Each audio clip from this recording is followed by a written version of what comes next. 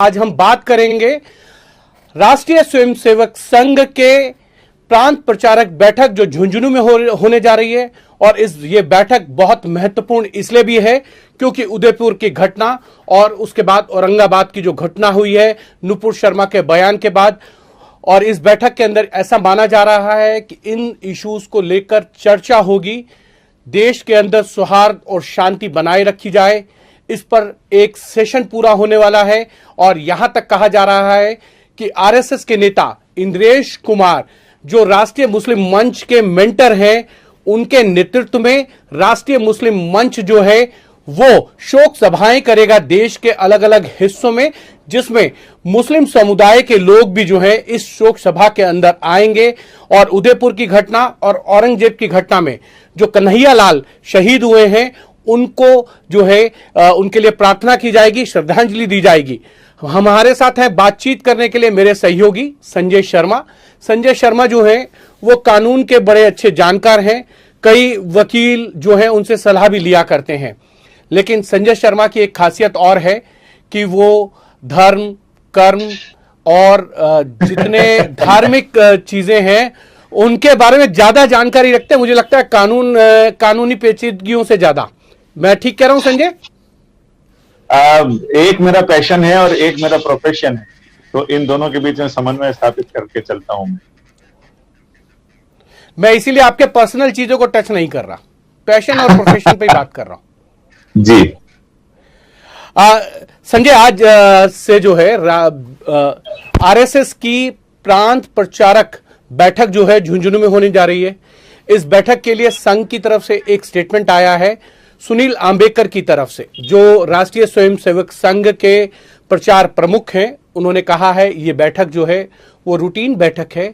मार्च के अंदर जो बैठक होती है अखिल भारतीय प्रतिनिधि सभा, उस बैठक के अंदर जो जिम्मेदारियां, जो काम तय किए जाते हैं उसकी रिपोर्टिंग होती है, वो काम कहां तक पहुंचे हैं और उन कामों को किस तरीके से और सुधार लाया जा सकता है। ये एक रूटीन बैठक के तौर पर जो है कहा जा रहा है संघ की तरफ से। लेकिन हमारे सूत्र और कुछ बता रहे हैं। वो ये कह रहे हैं कि इस बैठक के अंदर एक मुख्य एजेंडा ये है, देश के अंदर नुपुर शर्मा के बयान के बाद जिस तरीके की स्थिति उत्पन्न हुई है, जिस तरीके का सांप्रदायिक उन्माद जगह जगह देखने को मिल रहा है, जिस तरीके से कट्टरपंथी जो है लगातार स्टेटमेंट्स दे रहे हैं, उसको लेकर कहीं ना कहीं इस बैठक के अंदर चर्चा होगी।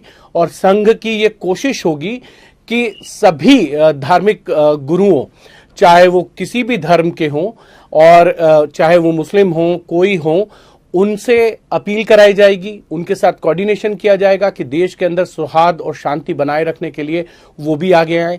चाहे मुस्लिम समाज के बड़े बड़े प्रोफेशनल्स हों, शिक्षाविद हों, कानूनविद हों या रिटायर्ड ब्यूरोक्रेट्स हों, जजेस हों, उनसे भी अपील की जाएगी कि वो आए, आगे आकर अपील करें कि देश में इस तरीके की जो एक तरीके की कह सकते हैं कि सांप्रदायिक तनाव हुआ है उसको कम किया जाए और सौहार्द और शांति को बनाए रखने के लिए अपील करें आप सब लोग। जी हिमांशु, 45 प्रांत राष्ट्रीय स्वयंसेवक संघ ने अपने काम को सुचारू रूप से चलाने के लिए पूरे देश भर में 45 प्रांत बनाए हैं। उनके प्रचार प्रमुख, सह प्रचार प्रमुख, उनके ये सारे लोग यहाँ पर इकट्ठा हो रहे हैं, प्रांतीय सह कार्यवाह। और इसके अलावा जो 5-6 बड़े नेता हैं संघ के वो तो हैं। मेरे सूत्र जहां तक बता रहे हैं उनका ये कहना है कि इन सारी बातों पर तो चर्चा होगी, इसके साथ ही सुप्रीम कोर्ट की जो हालिया टिप्पणी है नुपुर शर्मा के मामले पर, उसको लेकर भी चर्चा होने की उम्मीद लग रही है। और पूरे विश्व में इस पूरी घटना को लेकर जो माहौल बना है उसको कैसे सुचारू किया जाए, उसको कैसे सही किया जाए, इस पर भी बात होगी। तो यानी राजस्थान में चुनाव है, तो चुनाव के पहले ये झुंझुनू में इस तरह की ये बैठक होना अपने आप में अहमियत रखता है। इसके साथ ही ये भी कहा जा रहा है कि 2025 में 3 साल बाद राष्ट्रीय स्वयंसेवक का शताब्दी वर्ष है, यानी तो शताब्दी वर्ष की तैयारियों के लिए भी उस पर भी चर्चा होगी। लेकिन मुख्य चर्चा ये होगी राजस्थान में आने वाले चुनाव, राजस्थान सहित पूरे देश में सांप्रदायिक सौहार्द को बनाए रखना और उसके लिए क्या क्या कदम उठाए जा सकते हैं। इन तमाम चीजों पर 3 दिन जबरदस्त मंथन होने वाला है।